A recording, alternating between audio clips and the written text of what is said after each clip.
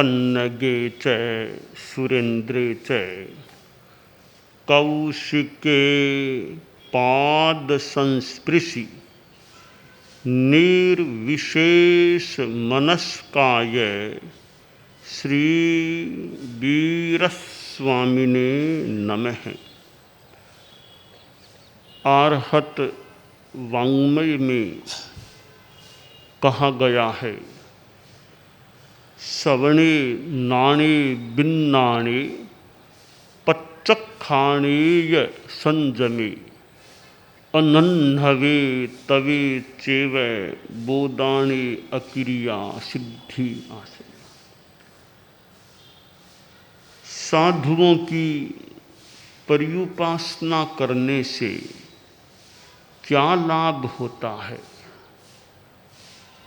हमारी दुनिया में गृहस्थ समाज है तो दुनिया में साधु समाज भी है। ठीक है, तुलना में साधु बहुत कम हो सकते हैं। मानो आटे में नमक के जितने भी न मिलें और कम मिलें, परंतु यह बताया गया है कि दुनिया में साधु हमेशा रहते हैं। कोई भी ऐसा समय दुनिया में नहीं आता कि पूरी सृष्टि में कहीं भी साधुओं की उपस्थिति न हो। करोड़ों करोड़ों साधु हमेशा विद्यमान रहते हैं। तीर्थंकर भी कम से कम 20 हमेशा रहते हैं, साधु भी रहते हैं। तो यह मानो कि सृष्टि का, दुनिया का सौभाग्य है, मनुष्य जाति का भी सौभाग्य है कि मनुष्यों में साधु भी हमेशा रहते हैं। साधुओं के पास गृहस्थ लोग आते भी हैं। तो प्रश्न है, श्रमण माहन ये जो साधु हैं, उनके पास बैठने से, उनकी पर्युपासना करने से क्या लाभ होता है? शास्त्र में कहा गया, सबसे पहला लाभ श्रवणे, श्रवण का मौका मिल सकता है। साधु कुछ बताएंगे, प्रवचन करेंगे, उपदेश देंगे, बातचीत करेंगे, तत्व बोध के रूप में कुछ बताएंगे, तो सुनने का मौका मिल जाता है। और अच्छी बातों को सुनना भी अच्छा। जीवन में कितना आएगा यह तो बाद की बात है, कितना आए कितना न आ पाए, कम से कम अच्छी बातों को सुनना भी अपने आप में अच्छा है। और सुनना, वो भी साधु की वाणी सुनना, साधना सिक्त वाणी, साधना सिक्त मन जिनका है, चेतना जिनकी है, ऐसी आत्माओं, महात्माओं, साधुओं के मुख से वाणी का जो निश्रवण होता है, वाणी जो निकलती है, उसको सुनना अपने आप में अच्छी बात होती है। वाणी और भी कोई आदमी बोल सकता है, उसका भी अपना महत्व हो सकता है, पर जहाँ वक्ता में साथ में संयम और साधना होती है तो वो और विशेष बात हो जाती है। तो श्रवण पहला लाभ है। श्रवण होने के बाद दूसरा लाभ श्रवण से क्या होगा? ज्ञान होता है। सुनते हैं हम दूसरों को, हमें ज्ञान मिलता है। फिर ज्ञान से विज्ञान, तीसरा लाभ। विज्ञान हेय उपादेय का विवेक जान लिया, अब क्या छोड़ना और क्या ग्रहण करना, यह विशेष विज्ञान होता है। और विज्ञान होने के बाद, हेय ज्ञेय का बोध होने के बाद आदमी प्रत्याख्यान करता है। हिंसा का प्रत्याख्यान, झूठ का प्रत्याख्यान, और भी 18 पापों का प्रत्याख्यान। तो प्रत्याख्यान छोड़ना त्याग होता है। और प्रत्याख्यान होगा तो संयम आ जाएगा, संयम हो जाएगा। और संयम होगा तो अनाश्रव, आश्रव रुकेंगे, अनाश्रव की स्थिति बनेगी। और अनाश्रव की स्थिति होने पर फिर तपस्या, यानी संयमी हो गया, फिर उसका चलना भी तपस्या, बोलना भी तपस्या, तप होता है। और तप होगा तो व्यवधान, निर्जरा होगी, कर्म कटेंगे। निर्जरा होगी, आगे जाकर के अक्रिया, योग निरोध की स्थिति, और फिर आगे मुक्ति, सिद्धि, मोक्ष प्राप्ति हो जाती है। तो साधु की संगति करने से, साधु की पर्युपासना करने से 10 लाभ यों एक के बाद एक होने वाले, ये 10 लाभ हो सकते हैं। इसलिए त्यागी साधुओं का जब मौका मिले, उनकी पर्युपासना, उनकी प्रवचन वाणी श्रवण का प्रयास यथासंभवतया होता है, तो वह एक कल्याण की दिशा में गति कराने वाला बन सकता है। परम पूज्य आचार्य तुलसी, वे प्रवचन करते थे, कितना व्याख्यान उन्होंने जीवन में दिया होगा। और अहमदाबाद में भी गुरुदेव तुलसी अनेक बार पधारे थे, चतुर्मास भी किया था। तो गुरुदेव तुलसी का हम में से अनेक लोगों ने प्रवचन सुनने का अवसर प्राप्त किया हो सकता है। परम पूज्य आचार्य महाप्रज्ञ जी, उन्होंने भी अहमदाबाद में अपने आचार्य काल में प्रेक्षा विश्व भारती में, मैं अहमदाबाद प्रेक्षा विश्व भारती को मोटा मोटी एक रूप में ही देखता हूँ, प्रेक्षा विश्व भारती में चतुर्मास किया था। और कितना उनका भी प्रवचन, उनका प्रवचन तो फिर टीवी के माध्यम से भी प्रसारित होने लगा था। तो प्रवचन सुनने से ज्ञान बढ़ता है, और कई बार खुद के जीवन की जो समस्या होती है उसका समाधान भी प्रवचन से प्राप्त हो सकता है। आज चैत्र कृष्णा अष्टमी है, और चैत्र कृष्णा अष्टमी परम आराध्य भगवान ऋषभ का दीक्षा कल्याणक दिवस है, दीक्षा कल्याणक का दिन है। आज के दिन इस भरतक क्षेत्र की इस अवसर्पिणी के प्रथम होने वाले तीर्थंकर ऋषभ ने मुनित्व को, निर्ग्रंथता को, चारित्र को स्वीकार किया था।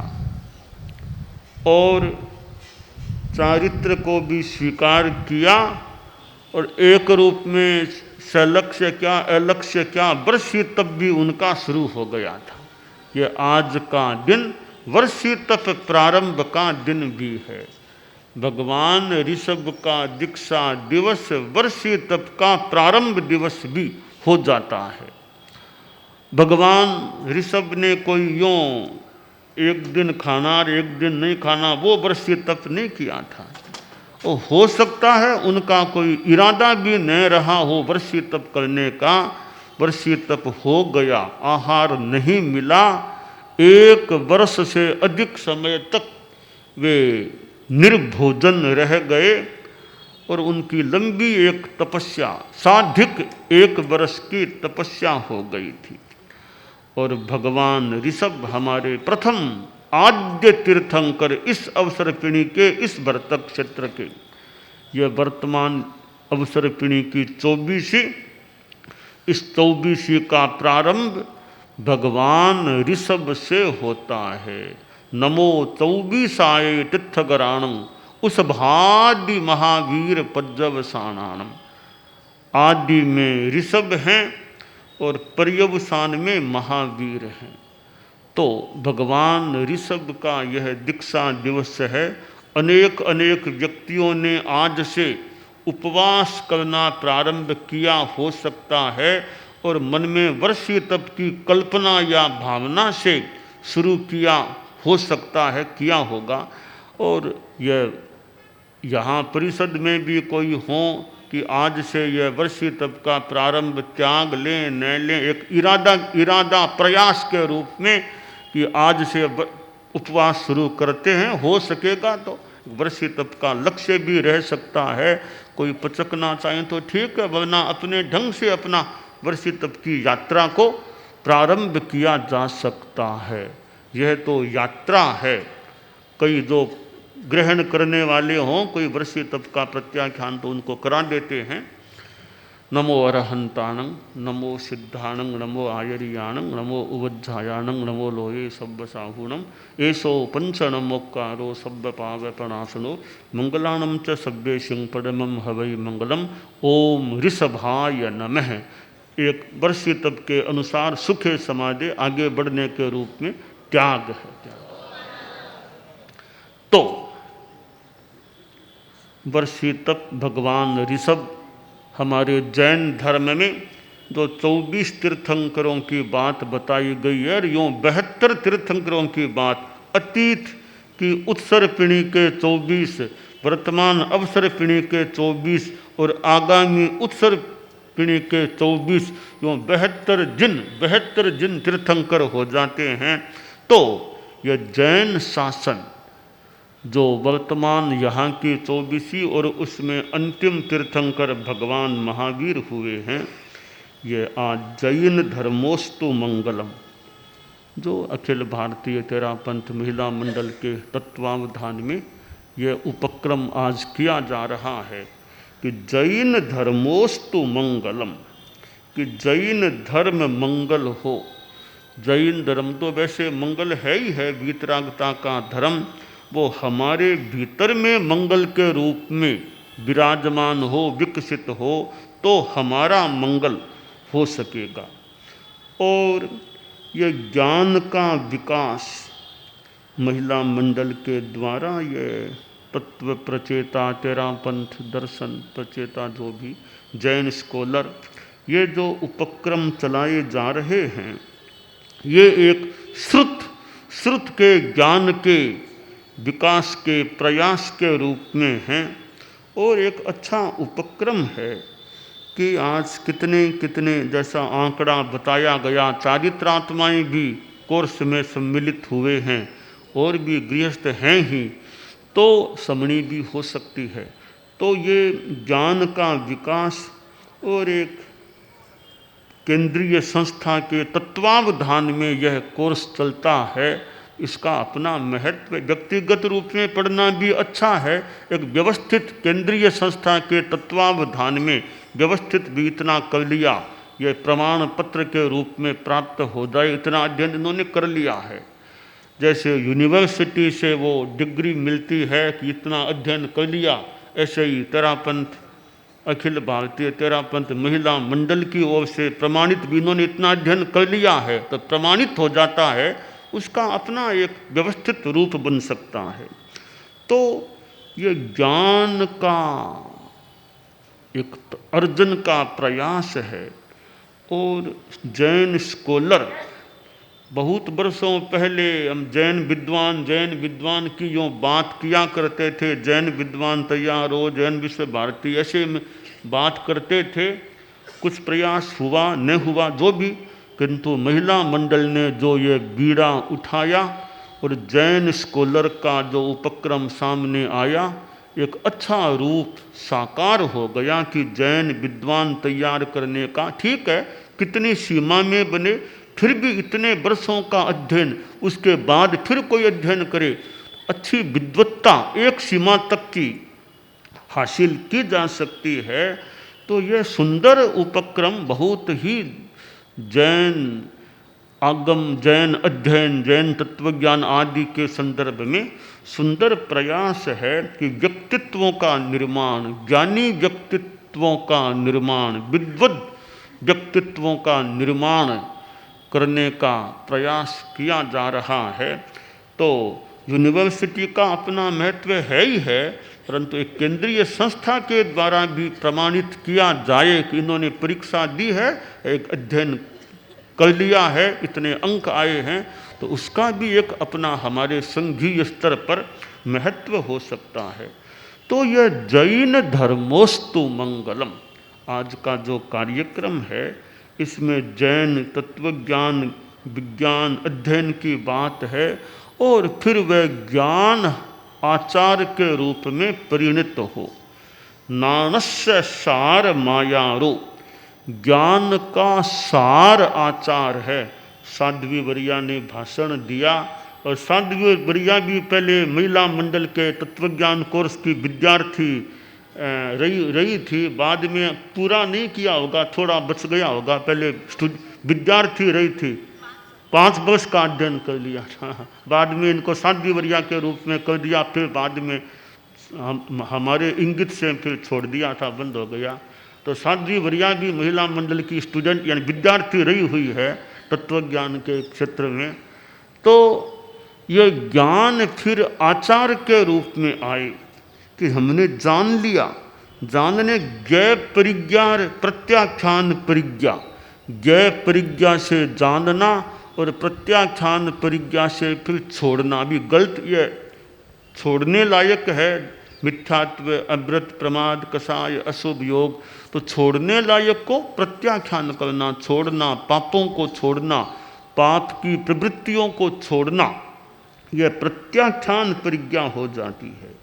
तो ज्ञान आचार के रूप में आए तब परिपूर्णता की बात हो सकती है। तो कम से कम पहले ज्ञान तो करें, ज्ञान होगा तो फिर आचार की बात ज़्यादा सुगम हो सकेगी। तो पहला चरण तो ज्ञान है, अगला चरण फिर प्रत्याख्यान और आचार की बात हो सकती है। तो ये महिला मंडल के द्वारा यह जो ज्ञान का यज्ञ कह दें, कुछ भी ज्ञान यज्ञ, भगवत गीता में और ज्ञान यज्ञ की बात, तो ज्ञान यज्ञ तपो यज्ञ होता है, ज्ञान यज्ञ है। यह एक स्वाध्याय के रूप में, अध्ययन के रूप में ज्ञान यज्ञ है। इसमें आहुतियाँ दी जाती है, परिश्रम किया जाता है। यह जो परीक्षा होती है, ऐसे परीक्षा का भी महत्व है। एक तो ऐसे ही भी सीख लिया कर लिया, अच्छी बात है, पर व्यवस्थित परीक्षा हो। तो परीक्षा है तो आदमी बहुत एक तैयारी के साथ अपनी ज्ञान की स्थिति बनाने का प्रयास करता है, वरना तो आलस्य आ जाए, कर लेंगे फिर कभी कर लेंगे। परीक्षा की दिनांक के सामने आ गई तब उसमें लगना पड़ता है। कितना विद्यार्थी परिश्रम करता है कि मुझे परीक्षा में सफलता प्राप्त करनी है। तो लगन होती है तो फिर ज्ञान प्राप्ति में सफलता भी हो सकती है। तो ये अखिल भारतीय तेरापंथ महिला मंडल इस ऐसे उपक्रम को बहुत अच्छे ढंग से चलाता रहे। जो चल रहा है वह भी आकलन से अच्छा प्रतीत हो रहा है। और जहाँ परिष्कार की अपेक्षा लगे और कोई नया कुछ जोड़ना हो और कोई विकास करना हो पाठ्यक्रम आदि, और भी किया जा सकता है। एक पाठ्यक्रम पूरा हो गया, फिर आगे और कोई थोड़ा एडिशनल और जोड़ करके भी अध्ययन किया जा सकता है। और जो ज्ञान है उसका उपयोग और क्या हो, खुद का तो भला हो ही हो। अब आज उपासक श्रेणी है, ज्ञानशाला प्रशिक्षक हैं, और भी कोई ऐसे माध्यम हो सकते हैं जिनमें जैन स्कॉलर, तत्व प्रचेता, तेरापंथ दर्शन प्रचेता, ये जो लोग हैं उनका उपयोग हो सकता है। और वे अपने ही क्षेत्र में जहाँ मौका मिले कुछ व्यक्तियों को भी इकट्ठा किया और ज्ञान की बातें बतानी शुरू कर दें। छोटी सी मंडली बनाई, ज्ञान की बातें बतानी शुरू कर दे।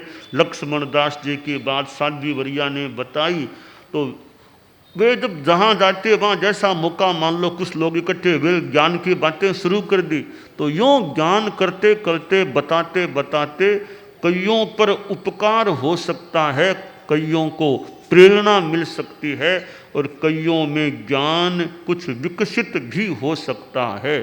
तो यह जैन धर्मोस्तु मंगलम का आज कार्यक्रम रखा गया है। इसका अभी यहाँ मुख्य प्रवचन कार्यक्रम में बाद में और अलग होने की बात है।